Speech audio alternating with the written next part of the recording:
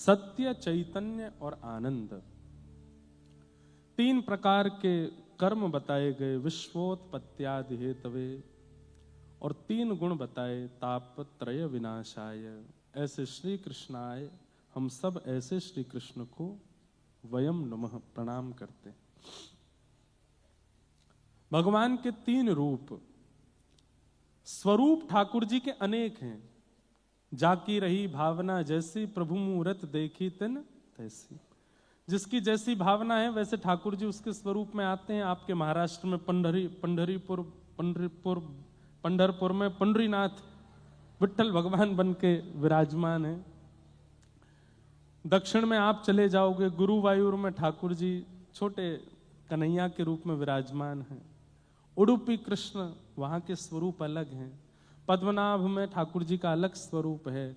श्रीरंगम में ठाकुर जी का अलग स्वरूप है। श्रीनाथ जी में ठाकुर जी का अलग स्वरूप है। द्वारिका में अलग स्वरूप है। बद्रीनाथ में अलग स्वरूप है। ठाकुर जी के स्वरूप अनेक हैं, पर अनेक स्वरूपों में ठाकुर जी मूल रूप से 3 ही रूप वाले हैं, सत्य, चैतन्य और आनंद। सबसे पहला ठाकुर जी सत्य हैं। एक बात बहुत ध्यान से सुनिएगा, ये 3 प्रकार की धारणा है जो प्रत्येक भक्त के अंदर अपने ठाकुर जी के प्रति होनी चाहिए।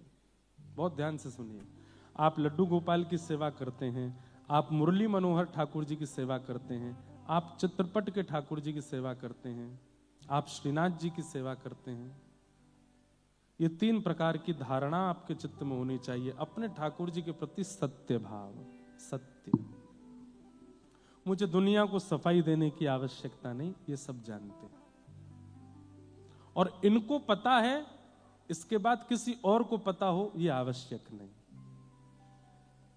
अब मेरे अंदर तो बार बार पद ही आते हैं। मैं तो गोविंद रा गुण गासूं, राणा जी रूठे तो मने काय करसी।